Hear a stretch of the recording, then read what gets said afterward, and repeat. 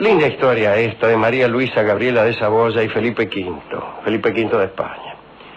Como sabemos, el rey de España, Carlos II el Hechizado, murió en el año 1700 sin descendencia, y así terminó la dinastía de los Austrias, de los Habsburgo.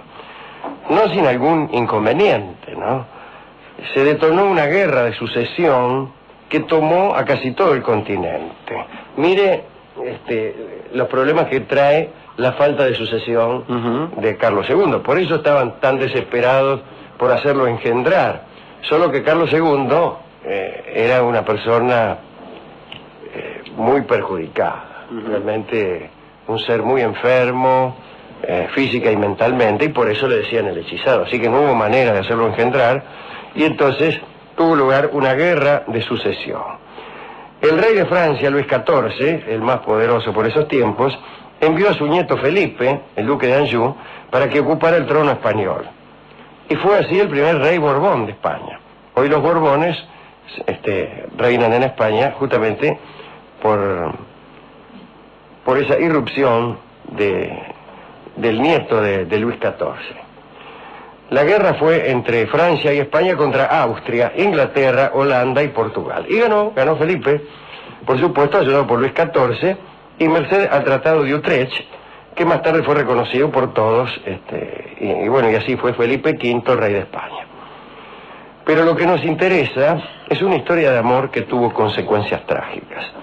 En el año 1688 había nacido en el reinado de Sicilia y Cerdeña una princesita llamada María Luisa de Saboya. En el año 1700, cuando Felipe V fue enviado a España como rey, Luis XIV decidió casar a su nieto con esa muchacha.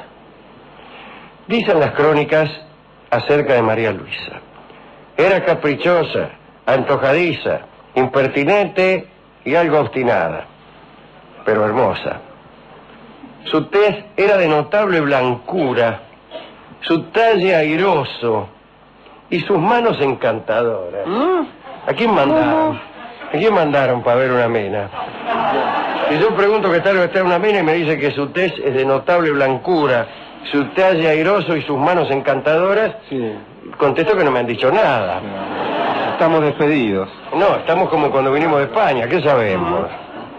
Bien, a no ser que talle airoso quiera decir lo que yo quisiera que sea, ¿no? Su figura, dice, agradará siempre a cualquier hombre de gusto delicado. ¿Que le dice mucho eso? Me dice poco y mal, porque lo que llaman gusto delicado es más bien, más que delicado, es un gusto sufrido. Bueno, y confunden delicadeza con resignación. Pero no importa, esto es lo que decía. Parece que estaba muy angustiada María Luisa por tener que alejarse de la familia. Había sido destinada, como solía ocurrir en estos casos, a ser reina de un país desconocido y mujer de un rey que no había visto jamás. Entonces, desesperada, María Luisa enfrentó a su padre, el duque de Saboya, negándose redondamente a ser esposa de nadie. El padre le dio dos posibilidades. Cuando dice le dio dos, creí que iba a decir que le iba a dar dos patadas. Pero no, le dio dos posibilidades: o la obediencia o el encierro en un convento. Lo dicho, le dio dos patadas. Y María Luisa eligió España. En Gerona, ahí en Cataluña, Felipe V iba a encontrarse con su nueva esposa. El cortejo siciliano iba a acompañar a la princesa hasta Niza. Y después, a partir de aquella ciudad, el viaje debía continuar a cargo de una dama llamada María Ana de la Tremoille, en calidad de camarera mayor de la nueva soberana. Muy bien, se despidieron los familiares italianos y aquella despedida fue un escándalo. Debió intervenir la Guardia Francesa para separar a la muchacha de los parientes. No se quería ir, se agarraba a las rodillas de los tíos y así.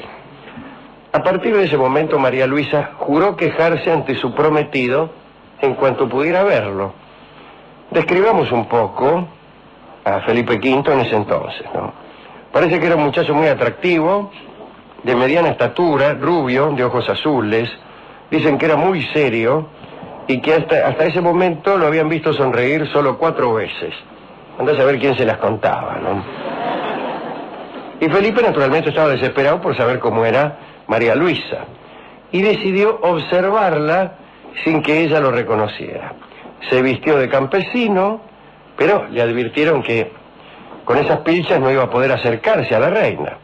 Entonces se disfrazó de paje, pero le dijeron que no podría en tal caso mirarla a los ojos. Entonces se disfrazó de primer escolta real, de escolta de sí mismo, y se adelantó a su llegada.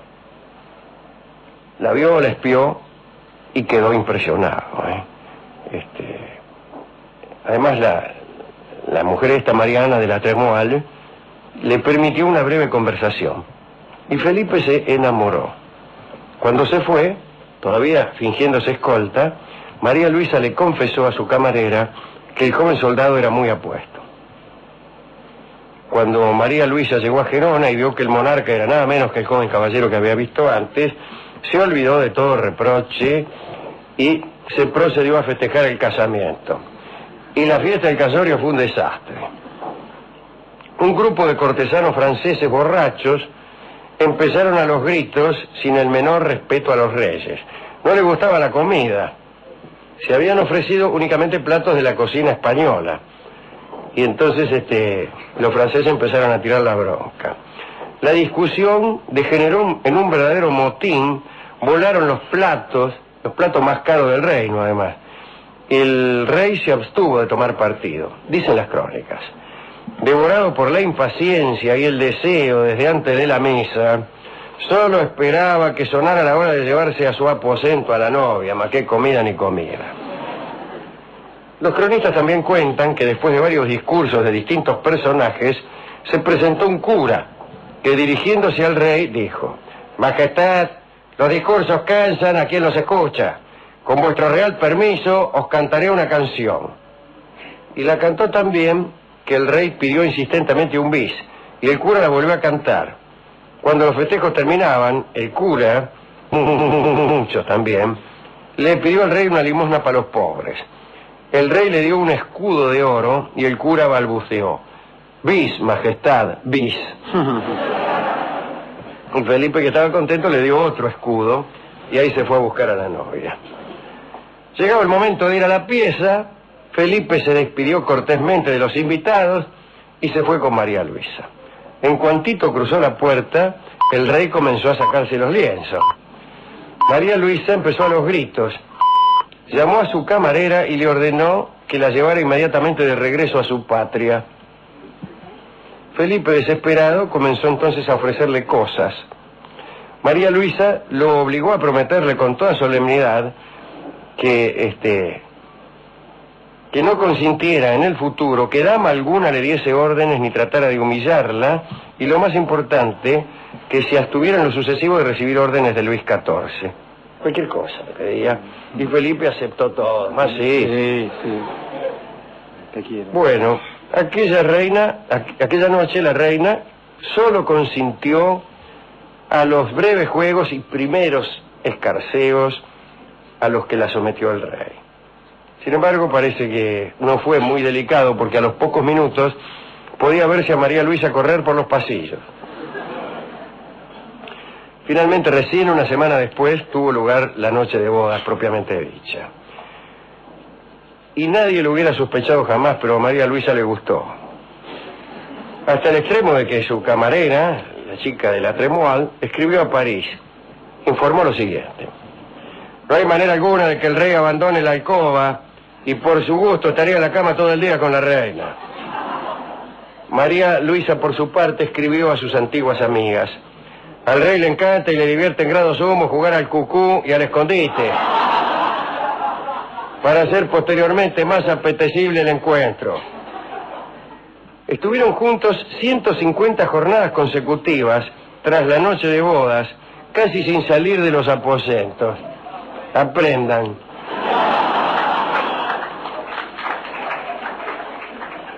A los 6 años de matrimonio y 18 de edad, María Luisa quedó embarazada.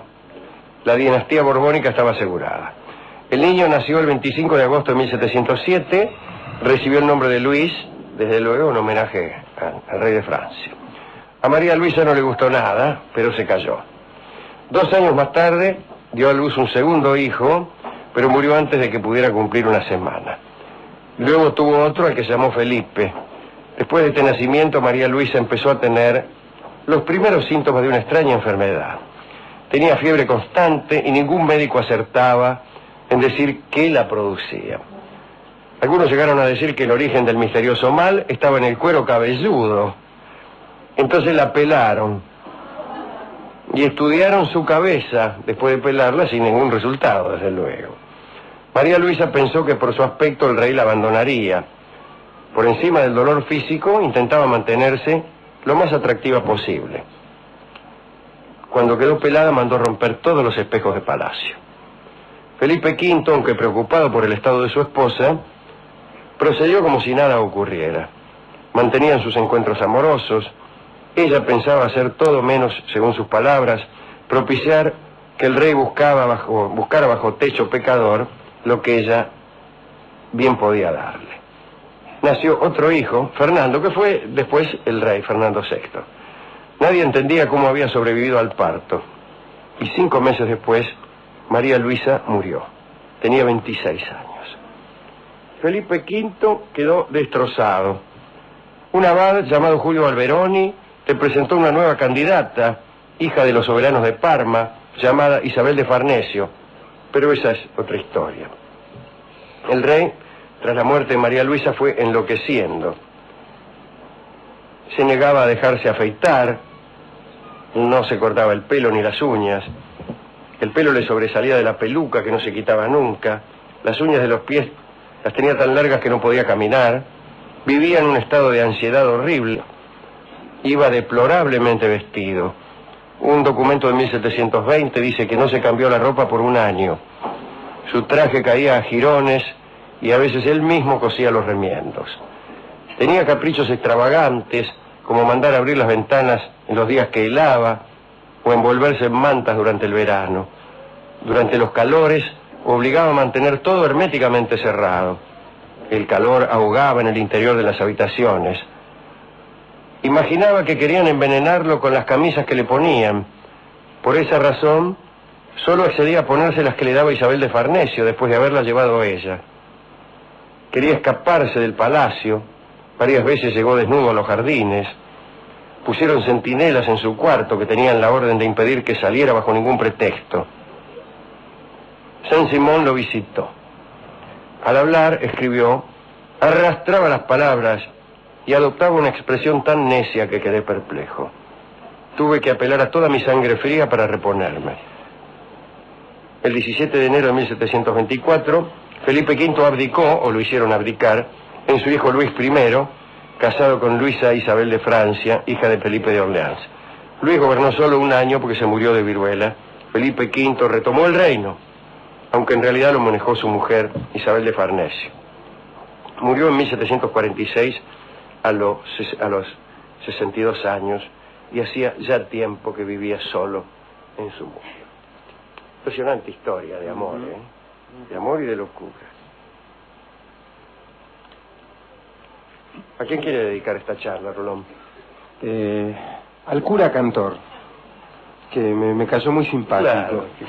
A él le habían pedido bis y él también pidió bis cuando le dieron un escudo. Sí, y al rey, ¿no? Por supuesto. Al pobre Felipe V. Sí, que no pudo vivir sin... Hemos contado muchas historias de Felipe V, entre ellas la visita del castrato Farinelli, que estuvo mucho tiempo en la corte de Felipe V y que le hizo muy bien. Le gustaba oírlo cantar al rey. Hemos ido a la discoteca y hemos decidido escuchar el bellísimo tango que se llama Sin ella, en la versión de Charlo. Adelante.